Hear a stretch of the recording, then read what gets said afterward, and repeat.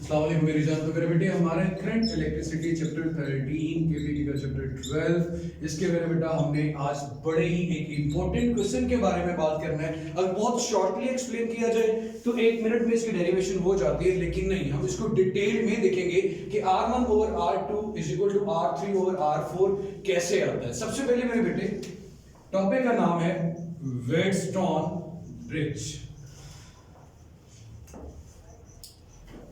अब ये वेडस्टोन ब्रिज हमारे पास किस ब्रिज को नाम दिया जाता है, ऑब्जेक्टिव क्या है, इसका मकसद क्या है? इसका ऑब्जेक्टिव है to find the unknown resistance. क्या ऑब्जेक्टिव है मेरा बेटा इसका? To find the unknown resistance by using balancing condition. To find unknown resistance by using balancing condition. To find the unknown resistance by using balancing condition, इसको मेरे बेटे हम क्या नाम देते हैं?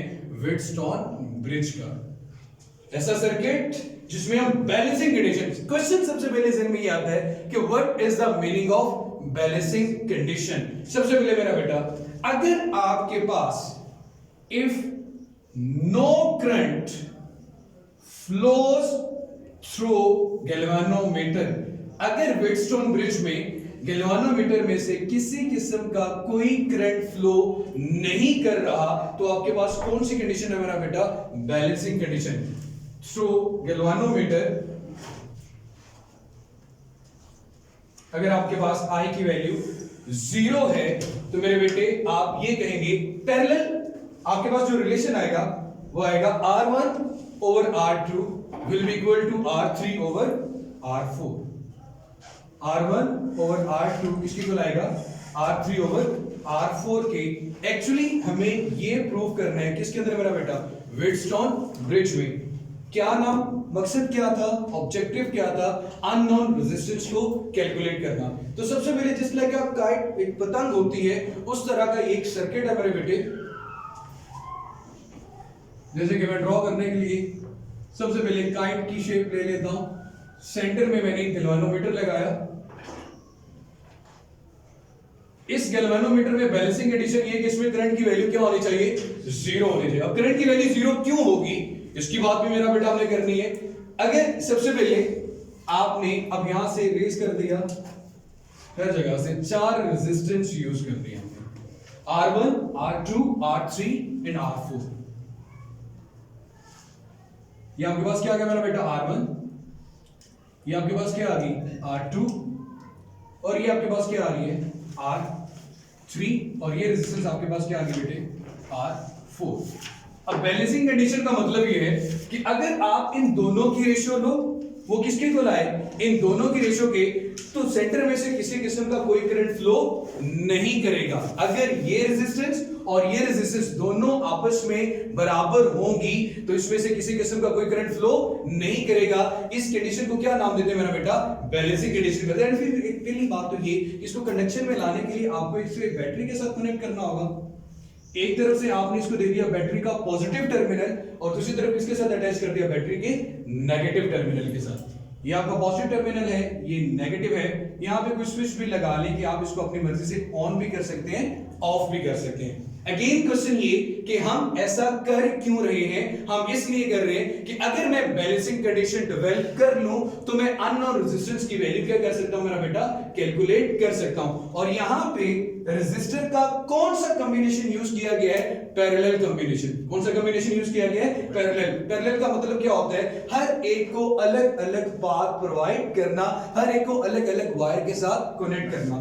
सो यहां पे लिखेंगे मेरा बेटा पैरेलल कॉम्बिनेशन ऑफ रेजिस्टर्स। ठीक हो गया मेरे बेटे? अगर मैं आपकी बुक के अकॉर्डिंग चलूं तो ये डेरिवेशन यहां तक ही कंप्लीट हो जाती है कि जी हमारा वेडस्टोन ब्रिज का जो कॉन्सेप्ट है वो कंप्लीट हो गया कि अगर करंट फ्लो नहीं करेगा गैल्वानोमीटर में तो बैलेंसिंग कंडीशन है R1 की रेशियो लेंगे R2 के साथ, वो किसके को लाएगी? R3 ओवर R4 के। R4 कैलकुलेट करना होगा, ये तरह की मल्टीप्लाई होगा, दूसरा फैक्टर डिवाइड हो जाएगा, यहां तक हो जाएगा। लेकिन मेरे बेटे हम क्या करते हैं, हम इस डेरिवेशन को करने की कोशिश करते हैं। कल आप लोगों ने किरचॉफ्स वोल्टेज लॉ भी पढ़ा है, करंट लॉ भी पढ़ा है, उनके यूज से मेरे बेटे हम यहाँ पे कुछ चीज देखते हैं। सबसे पहले हम दो लूप्स कंसीडर कर लेते हैं, एक ये लूप, एक ये लूप, दोनों में करंट की डायरेक्शन भी सपोज कर रही, लाइक आपने करंट की डायरेक्शन रख दी एंटी क्लॉकवाइज, यहाँ पे क्लॉकवाइज रखो या फिर एंटी क्लॉकवाइज रखो। ये लूप नंबर 1 है और ये लूप नंबर 2 है। हमें लूप 1 और लूप 2, एक लूप 3 भी आपके पास, इसमें भी करंट की डायरेक्शन ये रख ली। लूप 1 में जो करंट फ्लो कर रहा है वो आपके पास क्या है, I1। लूप 2 में जो करंट फ्लो कर रहा है वो आपके पास क्या है, I2। आ गया शैतानों का सरदार, आ गया। एक आ गया आपके पास मेरे बेटे I1, दूसरा आपके पास क्या आ गया, I2, और ये मेरे बच्चे आपके पास क्या आ गया, I3। तीनों में आपने करंट की डायरेक्शन भी एंटी क्लॉकवाइज रखी, तीनों में आपने करंट भी बता दिया, एक में करंट I1 फ्लो कर रहा है, दूसरे में I2 फ्लो कर रहा है, और थर्ड वन में I3 फ्लो कर रहा है। हम कोई सी दो इक्वेशंस का इस्तेमाल करके, कोई सी दो लूप का इस्तेमाल करके अपनी डेरिवेशन प्रूव कर सकते हैं। सबसे पहले हम लूप 1 की बात करते हैं।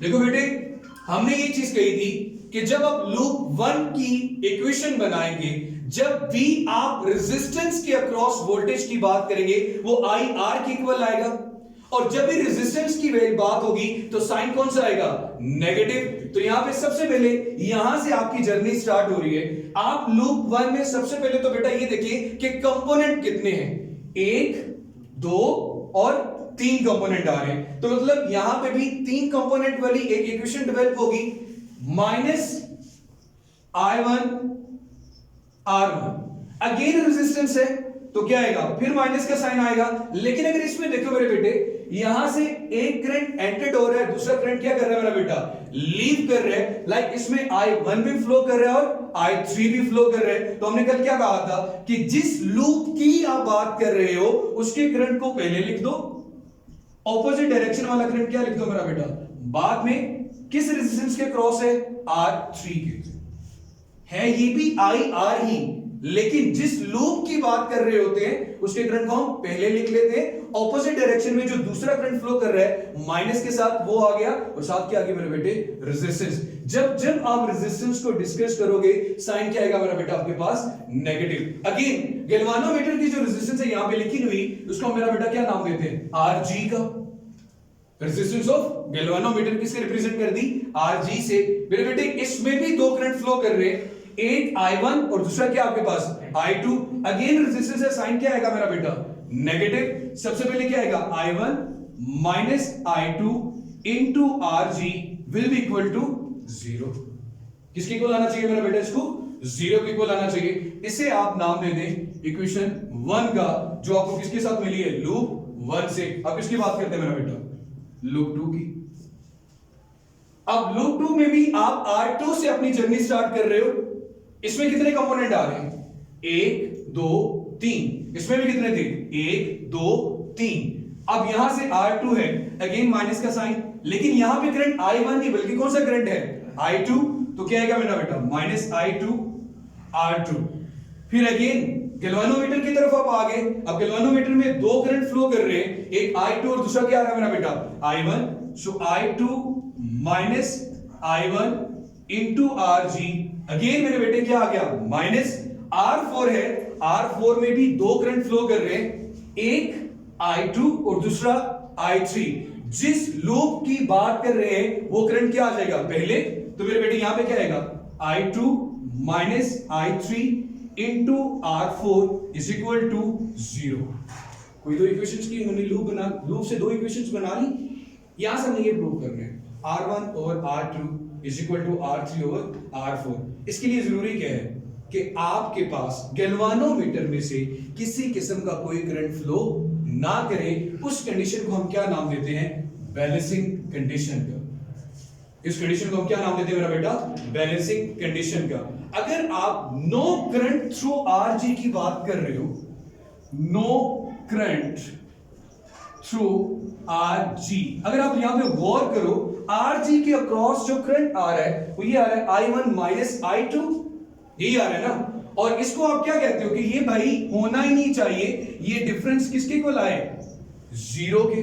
ये डिफरेंस किसके इक्वल आया आपके पास? जीरो के। जब गैल्वानोमीटर में से कोई करंट फ्लो नहीं करेगा तो I2 माइनस I1 हो या I1 माइनस I2 हो, इसका आंसर किसके इक्वल आना चाहिए? जीरो के। अगर मैं इसको जीरो के ऊपर पुट करता हूं तो I1 किसके इक्वल आ रहा है? I2 के। कंडीशन तो मुझे ये भी बता रही है कि अगर इनमें कोई डिफरेंस नहीं है तो दोनों आपस में क्या है? सेम है।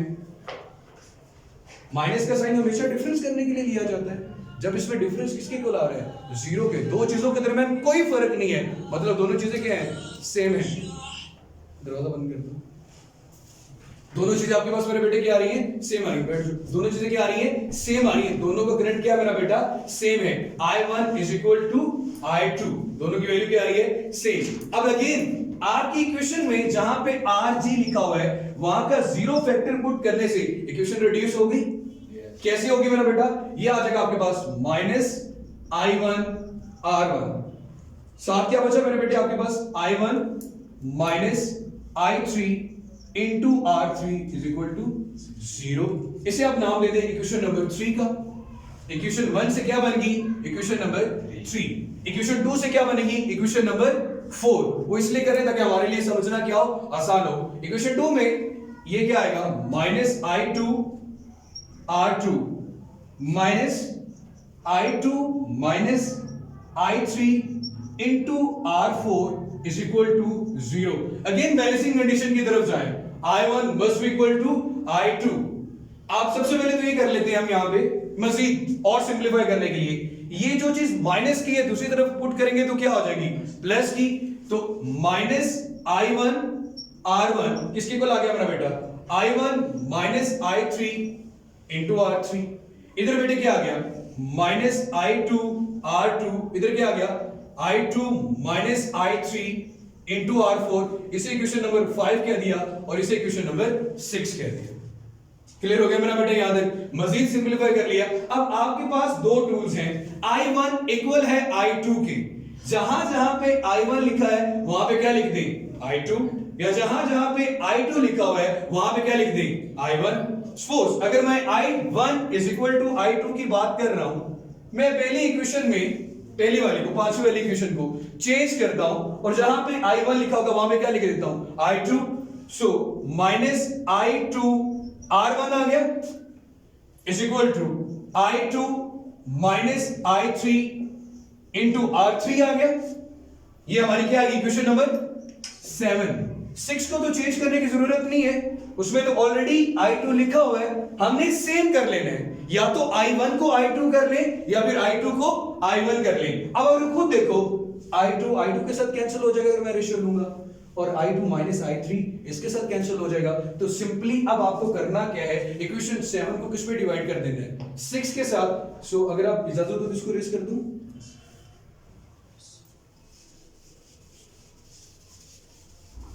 बाय डिवाइडिंग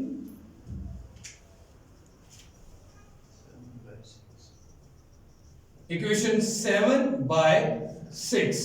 इक्वेशन 7 को पहले लिखेंगे आप minus I2 R1 is equal to I2 minus I3 into R3 divided by minus I2 R2 is equal to I2 minus I3 into R4।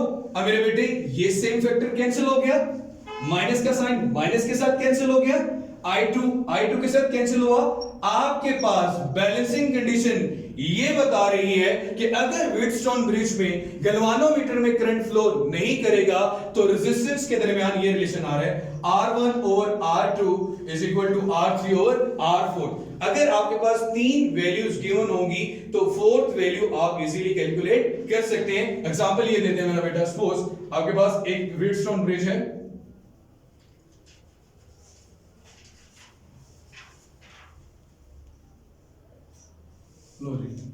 रफली ये बना दी।